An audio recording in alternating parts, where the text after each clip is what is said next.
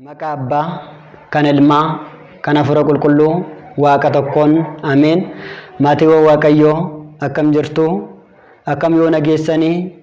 Ameen.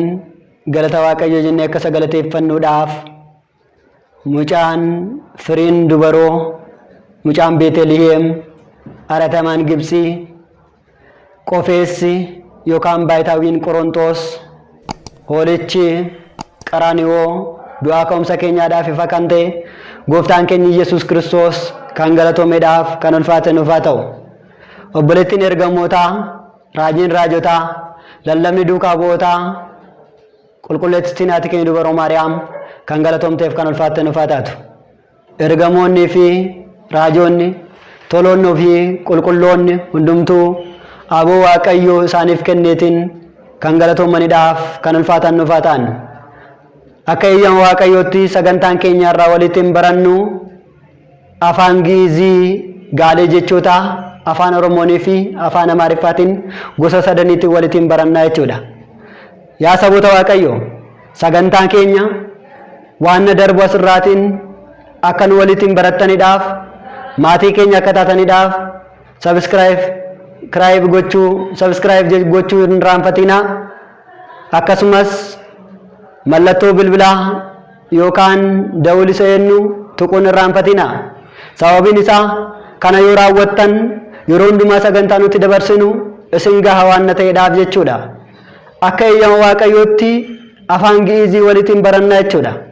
Yaa saboota Waaqayyoo, afaan Giizii waliin barachuutiin maaliif nu barbaachisa yeroo jennu, uummanni keenya baay'een isaa afaan kana dhaga'uu dhiisuutiin, barnoonni isaas, kitaabni isaas, mana barumsaan isaas jiraachuu dhiisuutiin namoonni baay'ee afaan Giiziidhaaf orma ta'anii jiru jechuudha. Afaan Giiziin barachuun keessumaatii biyya Itoophiyaatti, isumarrayyuu immoo mana amantaa Ortodoksii keessatti kitaaboleen baay'een, kitaaboleen seenaa qabeessonni durii afaan kanaatiin waan barraa'eedhaaf nuti garuu afaan sirriidhaan barraa'ee kan jiru yookaan seenaa gaariidhaan barraa'ee kan jiru dhiisuudhaan namoonni kan isaanitti dabalan afaan biraarraatii hiikuu kanaatiin dogongora guddaa keessa, afaan irraatii gara afaan itti yeroo hiikan waan adda addaa keessa gallee jirra. Kanaadhaafiyyuu afaan Oromoof afaan Giiziin abbaaf ilmoo waan ta'eedhaaf afaan kana beekuun icciitiiwwan baay'ee beekuudhaaf, nama walitiin walii galuudhaaf, kitaabota seenaa gara galchine ilaaluudhaaf waan fayyaduudhaaf afaan kana barachuun dirqama nutti ta'a jechuudha. Dabalatas afaan Giiziif afaan Oromoon kan walii osoo hin taane tokko kan ta'edha. Guutummaa guututti afaan Oromoo keessatti kan dubbatamu afaan Oromoo keessatti ni arganna. Afaan Giizii keessatti kan dubbatamu afaan Oromoo keessatti ni arganna jechuudha. Fakkeenyaadhaaf afaan Oromootiin wixinee jenna. Afaan Giiziitiinis waxana jalqabe jedheetu wixineen achi keessatti ba'a. Afaan Giiziitiin yookaan afaan Oromootiin qaruura jenna. Afaan Giiziitiinis qaruura jedha. Kitaaba jenna. Kataba xaafe jedheetu kitaabni achi keessatti ni baha. Akkasumas natti qorre jechuudhaaf qorre jenna. Qorra qazaqqaza jedheetu qorri achi keessatti baha jechuudha. Akkasumas akkaataan dubbiin isaa, akkaataan barreeffamni isaa, seer-lugni isaa tokkodha. Fakkeenyaadhaaf mana Abrahaam jenna. Afaan Giiziitiinis beeta Abrahaam jedha. Waliin dabarre. Akkasumas mucaa Abrahaam jenna. Daqiiqa Abrahaam jedhanni kunis wal qabatee deema jechuudha. Kanaadhaafiyyuu afaan Amaariffaatti osoo gooneeti garuu yaa Abrahaam beet jedheetu hin garagalcha jechuudha. Kanaadhaafiyyuu afaan Oromoon Giiziin tokko waan ta'eedhaaf icciitiin baay'ees immoo kitaabota baay'ee garagalchuudhaaf waan nu fayyaduudhaaf chaanaalii keenya kana irratti afaan Giiziin kan waliin barannu sagantaa keenya keessaatti isa tokkodha jechuudha. Maqaa Abbaa, Ilmaa, Hafuura Qulqulluu, Waaqa tokkoon Ameen jechaa gaalee jechoota afaan Giizii, afaan Oromoof Amaariffaa waliin ilaalla. haala waddare gaadi'ee kan horii kan sa'a yeroo gaadinu jechuudha. Lahiha qaddaa waraabee kan kitaabaa kan sagalee kan abiddaa. Laha raasa jiidhee lasaha allicaa hoone duwwaa ta'e laqaha abaddara liqeesse labaha sarraa hojjete kun kan suphee qofaadha waan biraan miti hojii kabraatiin ilaallatu jechuudha. Suphee yeroo hojjennu qofa labaha sarraa yenna jechuudha. Labaha sarraa lataa tagonache unatee dhugaatii hundumaadhaaf ni ta'a. Loha tsaafee barreesse laxaha gabbare gibira kenne maayimaa afarrase diige mala mazzeze luqqise waan hundumaaf ni ta'a.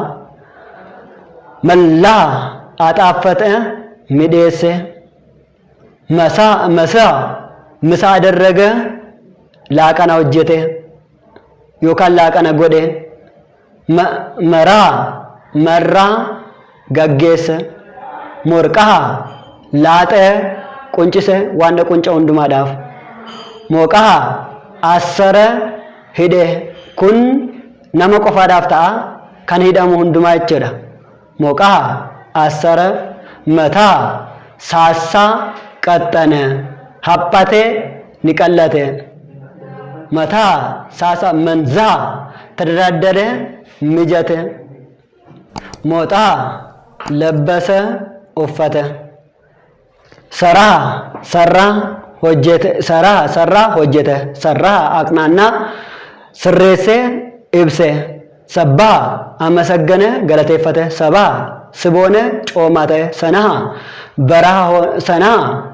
saa waggaxa tume waan tumamu sataa asta zaragga diriirse afe ramaa waggaa kan waraane raqaa gosoqqole rasaa gosoqqole raqaa racce rasaa gosoqqole huqqate miidhame raqaa racce facaase rabbaa baay'ate rawwaa qaddada tarsaase roha walawwale qulqulleesse qaayiqaa tanqoraaqosa assamito tanaggare guddisee dubbate ageessise qaayiqaa tanqoraaqosa qollaha firee yaase firii buuse qamaa afarraa firii buuse qaraa ለጨ ነጨ መለጠ ነጨ የፀጉር ሃደ ድጉጌ መላጣ ጎዴ ካመታ ቆፋዳ ቃራ ተኮሰ ሆኤ እኩቢ መታዳፍ ቆፋዳ ኩን ቃራ ቀቃ ፈተገ ቱሜ ዮካን ፈተገ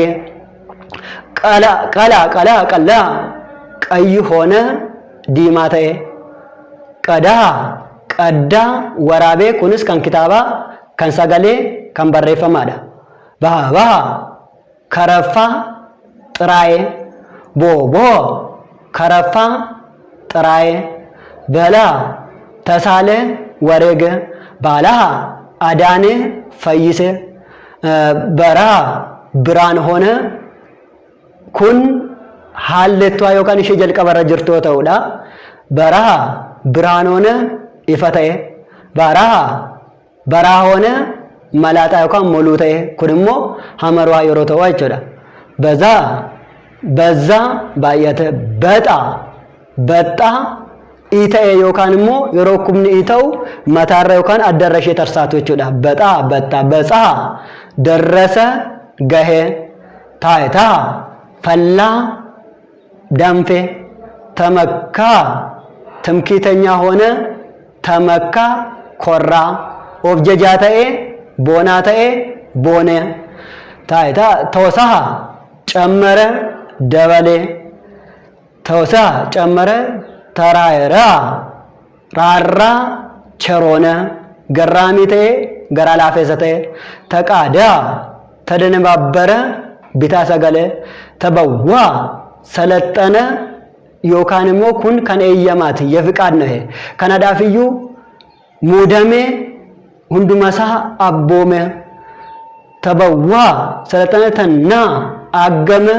aleellate taya qalaawwaxa odeessu ta'e tagaagaa ክፍት አለ በበነሜ ተጋዋ ጎረቤት ሆነ ኦላተ ተጋ ጭሜ ሆጀተ ተጋጋ ተዋጻ ተጻባ እንዴት አደርክ ተባባለ አከምቡልተ ወሊንጀደ ተዋጻ ተፈሳ ተደሰተ ገመደ ናይና ትርፍርፍ አለ ጉቴ ራፈ ነሳ ተሰጸተ ጋቢ ገሌ ዋናው ጀተት ማኢና አሬ ዮካንሙ ገዴ ናይና ትርፍርፍ ነሳ ተሰጸተ ነሳ ሸተተ ከረፋ ጥራዬ ባኤፎሊሳ ጅቢሳተ ነቃ ደመቅ ነቃ ደመቀ ኖሃ ረዘመ ነባ ጮኸ እየ ኩን ከነማ ከንሰሬፊ ካንሳ ቆፋዳ ከነራቲ አለ እንተው ኖሃ ረዘመ ኤረተ ነዛ ረጨ ፈጫሰ ነዳ ነዳ ኦፈ ነጋ ነጋ ኢፌ ነጋ ነፈ ነፃ ንጹህ ሆነ ቁልቁሉተየ ነፋ ቀበተተ ገራቦ ኮክሴ ዋና ኢተ ሁንዱማ ዳፍዳ ያሰቦተ ዋቀዮ እትፉፋ በርኖኒ ኬኛ ራስ መረትኑካ ኩንጋሌ ጀቾታቲ አፋንጊዚ አሲዮት አከምተካ ወሊን ዱበቹ ደንደኙ አከምት ክታባ ከዱብሱ ደንደኙ ወሊትን ጡምራ አሞስ ኑፋና ጅራቹን ኬሳን ወሊትን ወርደፉን ኬሳን ወሊን በረቹን ኬኝ ማቱማን ኬኛ ኮፈታታው ከናዳፊስ ኦቦሎተ ኬኛ ወሬን ኢሳን እንገኘዳፍ ሼሪ ጎቹዳኑ ገርጋራ ሰብስክራይብ ጎቹ አከነራንፈኔ ሰገሌ ብልብላ ተቆዳንስ እትፉፋ ኩንስም ሞተው ከንደንደው ሁንዲ ኬኝ ሞባይል ኬኛ ረት ኢሜሊ ቀባቹ ዋና ቀምኑዳፍ ሁንዲ ኬሰንስ ኢሜሊ ባፈዳቲ ሰገንታ ኬኛ ወርደፋ ወላ በርሲስኑ ደፉማ በለስኑ ቤኩምሳ ቀባኔ ኢቶጀቻስ ሞቱማ ሳገሉ ከኑ ከካሴ ከኑ ጀልቀብሲሴ መቃን ዋቀ ኬኛ ከንገልተመፍ ከንፋተ ነፋተው ሰገንታ ድፉቲን ሀጋ ወልት ዴብኑቲ ነጋን ንፍትራ